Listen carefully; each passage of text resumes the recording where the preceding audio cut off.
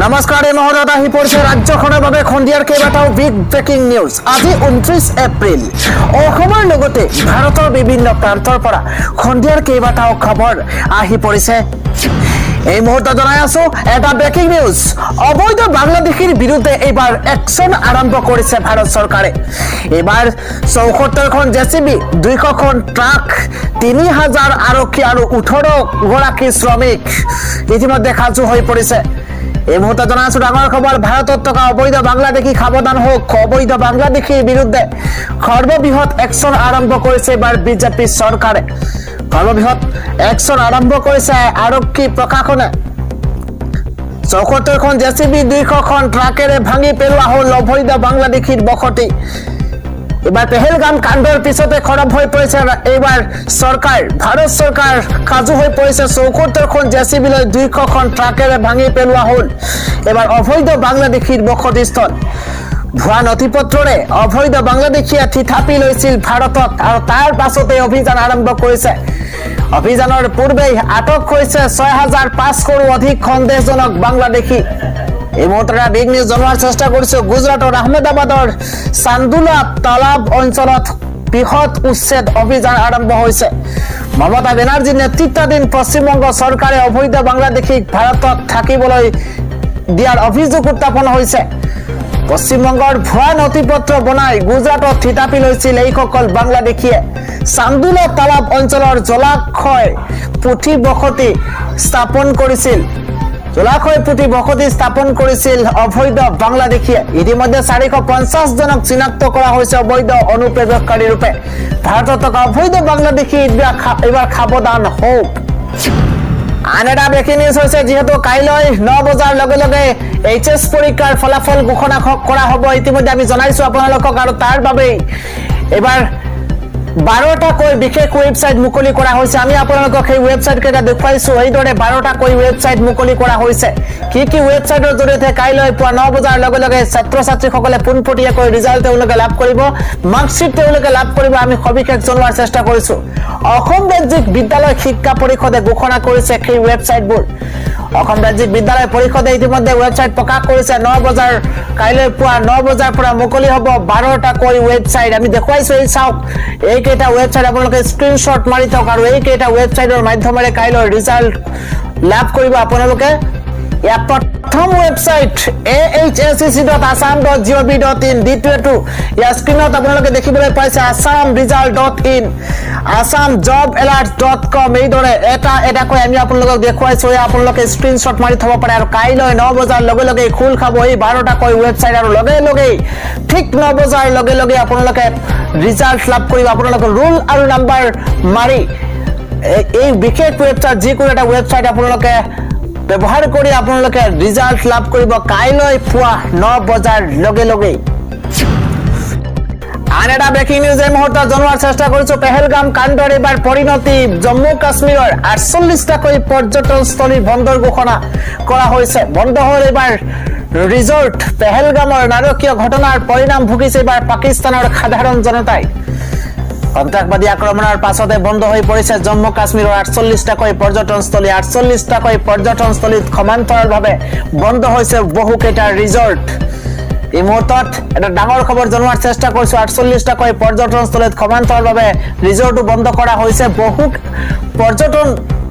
পৰ্যটক আছিল, ক্ষমা কৰিব, পৰ্যটনস্থলী আছিল কাশ্মীৰৰ অধিকাংশ জনতাৰ উপাৰ্জন পথ। আৰু তাৰ পিছত এতিয়া হাহাকাৰ লাগিছে পাকিস্তানত।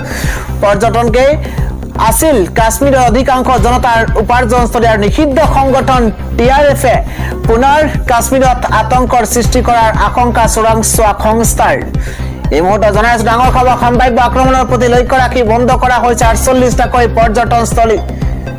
আৰু পেহেলগামৰ নাৰকীয় ঘটনাৰ পৰিণাম ভুগিছে এইবাৰ পাকিস্তানৰ সাধাৰণ জনতাই। আজিৰ সন্ধিয়াৰ পৰৱৰ্তী ডাঙৰ খবৰ হৈছে এইবাৰ এক বিজেপি বিধায়কে এক বিস্ফোৰক মন্তব্য। বিজেপিক ভোট নিদিলেই পাপে চুব। নিৰ্বাচনী প্ৰচাৰ সভাৰ মাজতেই চৰম বিতৰ্কিত মন্তব্য কৰিছে বিজেপি বিধায়ক ৰমাকান্ত দেউৰীয়ে। ইমানবোৰ আঁচনি দিয়াৰ পাছতেই যদি বিজেপিক ভোট নিদিয়া তহঁতক পাপে চুব বুলি এক বিস্ফোৰক মন্তব্য কৰিছে ৰমাকান্ত দেউৰীয়ে। জনদৰদী মুখ্যমন্ত্ৰীয়ে ইমানবোৰ আঁচনি দিছে আপোনালোকক আৰু তাৰ পাছতে যদি বিজেপিক ভোট নিদিয়ে তহঁতক পাপে চুব ইয়াৰ পিছতো যদি বিজেপিক ভোট নিদিয়ে তহঁতৰ সন্তানকো পাপে চুব বুলি এক প্ৰকাৰ বিস্ফোৰক মন্তব্য কৰিছে বিজেপি বিধায়ক ৰমাকান্ত দেউৰীয়ে মুখ্যমন্ত্ৰীৰ সন্মুখতে ভোটাৰক এই ভাবুকি বিধায়ক ৰমাকান্ত দেউৰীৰ মই কোৱা কথাটো হয় নে নহয় বা মই কোৱা কথাটো সঁচা নে মিছা এইদৰে পুনৰ তাচ্ছিল্য কৰিছে ভোটাৰক নিৰ্বাচনী প্ৰচাৰ সভাৰ মাজতে চৰম বিতৰ্কিত মন্তব্য বিজেপি বিধায়ক ৰমাকান্ত দেউৰীৰ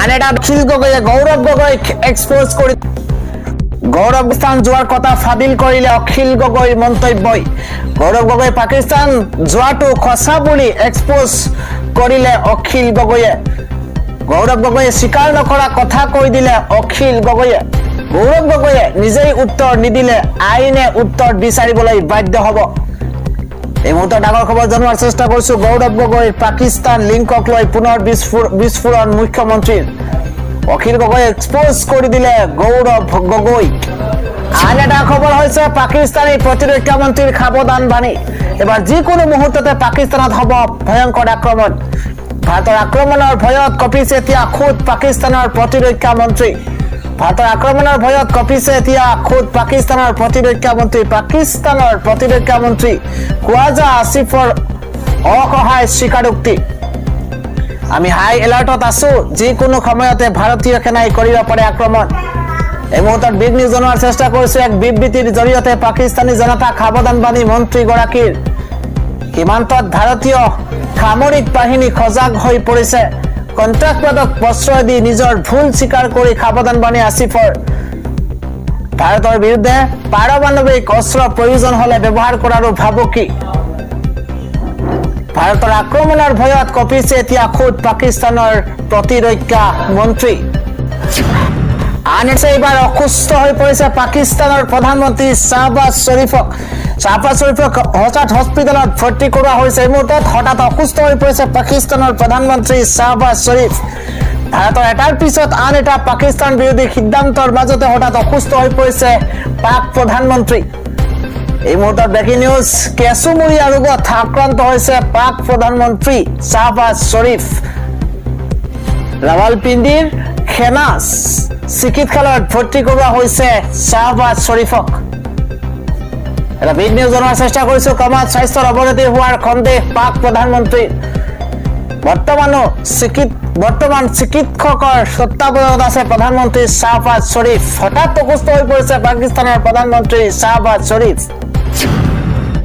আন এটা ব্ৰেকিং নিউজ হৈছে আমাৰ নাগৰিকত্ব অবিহনে ভাৰতত আছে লাখ লাখ পাকিস্তানী যুৱতীক ভয়ংকৰ তথ্য পোহৰলৈ আহিছে ভাৰতত বাস কৰা অবৈধ পাকিস্তানীক লৈ ভয়ংকৰ তথ্য এবাৰ 5 লাখৰো অধিক পাকিস্তানী যুৱতী ভাৰতত থকাৰ তথ্য দিছে বিজেপি নেতাই ভাৰতত বিবাহ পাশত আবদ্ধ হৈ বাস কৰিছে লাখ লাখ পাকিস্তানী যুৱতী ভাৰতৰ নাগৰিকত্ব নোহোৱাকৈয়ে দেশত বছৰ বছৰ ধৰি আছে পাকিস্তানী যুৱতী 5 লাখ পাকিস্তানী যুৱতী ভাৰতত থকাৰ অভিযোগ উত্থাপন কৰিছে বিজেপি নেতা নিশিকান্ত ডুবেৰ এই মুহূৰ্তত ডাঙৰ খবৰ জনোৱাৰ চেষ্টা কৰিছো সন্ত্ৰাসবাদী কাৰ্যকলাপত জড়িত থকাৰ সন্দেহ বহু পাকিস্তানী যুৱতী ভাৰত বিৰোধী চিন্তাধাৰাৰে ভাৰতত বাস কৰিছে নেকি পাকিস্তানী যুৱতীয়ে সমগ্ৰ ঘটনাৰ তদন্তৰ দাবী কৰিছে বিজেপি নেতা নিশিকান্ত ডুবে